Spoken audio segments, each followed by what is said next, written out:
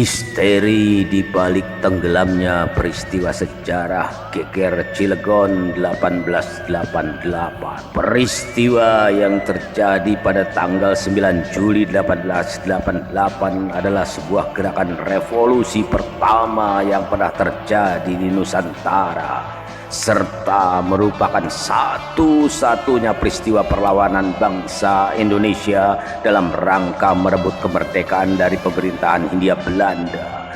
Namun sayangnya, kisah sejarah besar ini hampir tidak ada orang yang mengetahuinya. Berdasarkan penelusuran yang dilakukan, baik itu melalui metode penelitian dari baris-baris kalimat yang ditulis oleh Profesor Dr. Sartono Kartodirjo dalam bukunya yang berjudul Pemberontakan Petani Banten 1888, serta melalui pengamatan secara visual pada lokasi-lokasi yang diceritakan dalam buku tersebut pada saat peristiwa itu berlangsung, yang kemudian disimpulkan bahwa peristiwa sejarah terbesar bangsa Indonesia ini telah mengalami proses pengkaburan makna, sehingga fakta sejarah ini akan sulit diungkap dan hampir mustahil untuk diangkat.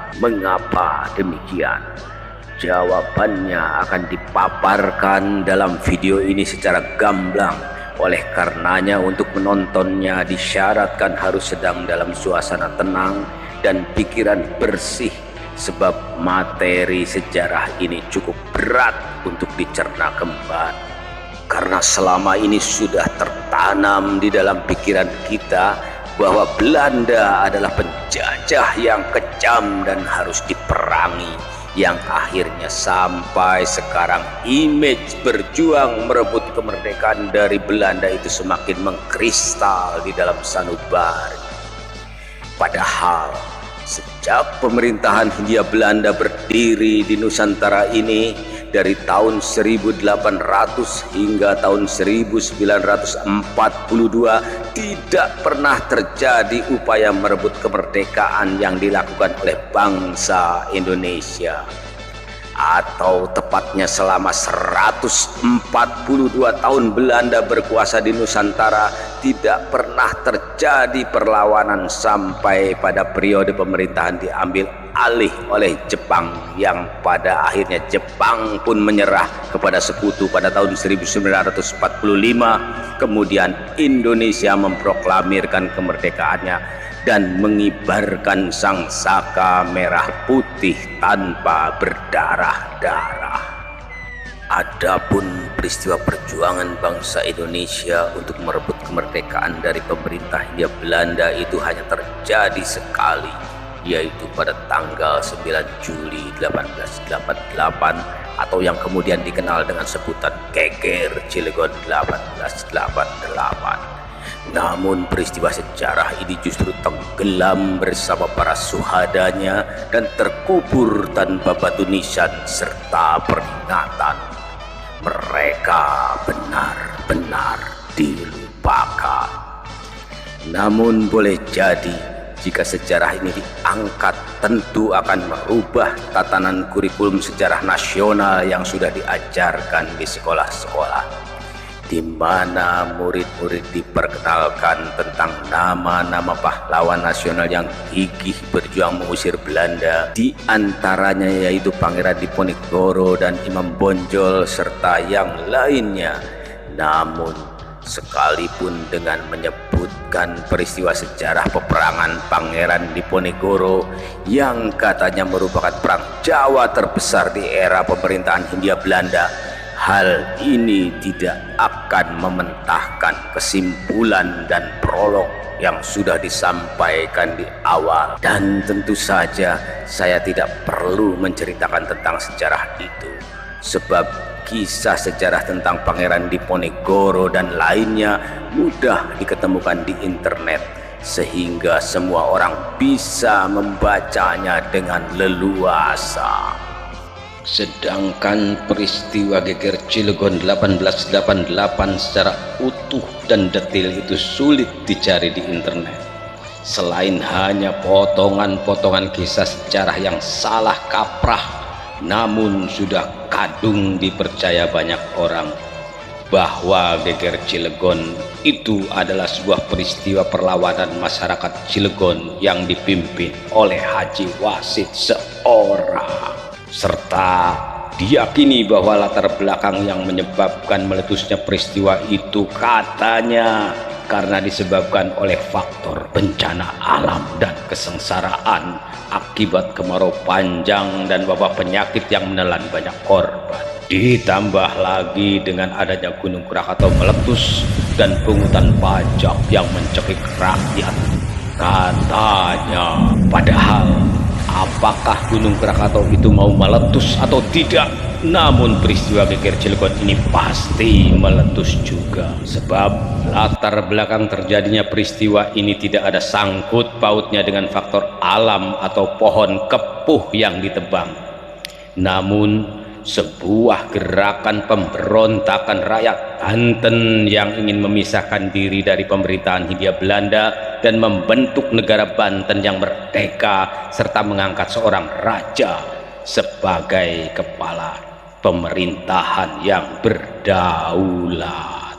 Dan dalil-dalil yang menguatkan akan hal itu banyak diketemukan di dalam bukunya Profesor Dr. Sartono Kartodirjo. Di antaranya pernyataan yang disampaikan oleh Kiai Haji Tubagus Ismail sebagai berikut.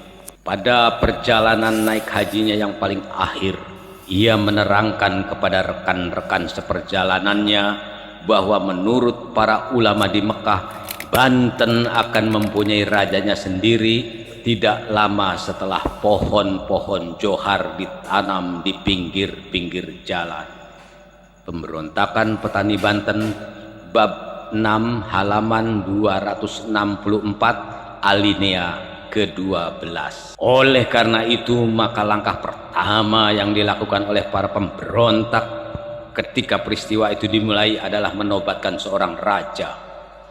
Namun karena di pagi hari itu Haji Tubagus Ismail, sang calon raja, sedang memimpin pasukannya untuk menangkap asisten residen Goebbels, maka sebagai simbolik bahwa telah terbentuknya kerajaan Islam di Banten pada pagi hari itu tanggal 9 Juli 1888 jam 7.00 dinobatkanlah Haji Wasid sebagai raja. Pada hari itu para pejabat pemerintah Belanda yang ditangkap oleh pemberontak dibawa menghadap sang raja untuk menunggu keputusan hukuman apa yang harus diterima dari pemimpin yang sedang berkuasa pada hari itu. Sebagaimana tertulis dalam buku Pemberontakan Petani Banten 1888 oleh Profesor Dr. Sartono Kartodirjo pada bab 7 subjudul Pusat Peristiwa pada alinea kelima halaman 318, diantaranya berbunyi sebagai berikut. Selama kekuasaannya yang berlangsung singkat itu, Haji Wasid mempunyai otoritas tertinggi dan memutuskan soal hidup dan mati, meskipun pengikut-pengikutnya yang setia memanggilnya sebagai pemimpin tertinggi. Ia rupa-rupanya menolak gelar raja dan mengakui Haji Tubagus Ismail sebagai atasannya dan bakal raja.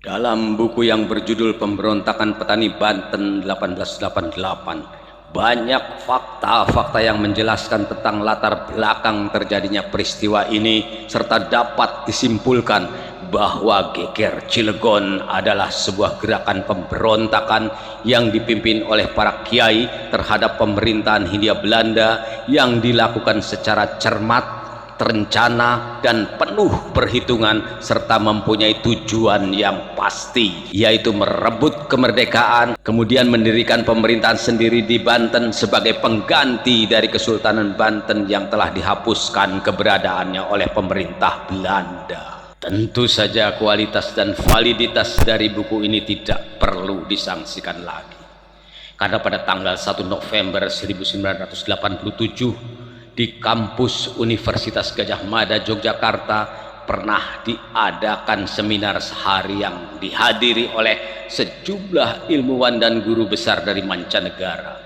yang kemudian memberikan apresiasi serta kekaguman sekaligus pujian terhadap buku yang berjudul Pemberontakan Petani Banten 1888. Sebab penulisan sejarah ini dianggap tidak hanya melalui pendekatan konvensional saja, tetapi telah bergerak pada pendekatan sosiologi, sastra, dan filsafat yang belum pernah dilakukan oleh sejarawan manapun di dunia ini. Metode penulisan sejarah dengan pendekatan-pendekatan baru ini menunjukkan bahwa Sartono selangkah lebih maju dari kebanyakan sejarawan di luar negeri pada masa itu. Lalu apa yang harus diragukan lagi dari buku ini? Apalagi tulisan ini adalah merupakan sebuah disertasi sang penulis untuk meraih gelar doktornya yang berjudul The Peasants' Revolt of Banten 1888, Its Condition, Curse and Squall, A Story of Social Movement in Indonesia. Dan seminar sehari yang dilakukan pada waktu itu adalah merupakan bentuk penghargaan dari Joseph Fisher, Mahaguru Universitas California, Amerika Serikat, yang juga pernah mengajar di Fakultas Sastra dan Kebudayaan di Universitas Gadjah Mada. Tentu saja apa yang diangkat oleh Sartono dalam disertasinya itu bukan sesuatu yang kebetulan, namun ada satu kekuatan yang mendorong pikirannya serta menggerakkan tangannya untuk menulis buku itu yang kini tidak lebih dari sekedar saksi bisu sejarah yang semakin terlupakan. Andai saja buku ini tidak ada, sudah pasti kisah sejarah besar bangsa Indonesia ini akan terkubur semakin dalam dan terlupakan bersama jasad-jasad para syuhadanya. Dan boleh percaya atau tidak bahwa orang mati syahid itu energinya akan tetap hidup, dan boleh jadi energi itu telah menggerakkan pikiran Sartono untuk menulis dengan tujuan untuk mengabarkan kepada dunia bahwa mereka masih ada. Demikian juga ketika akhirnya buku ini juga tenggelam dan terpinggirkan, ada satu kekuatan yang mendorong pikiran saya untuk mengangkat kembali sebagai upaya melawan lupa.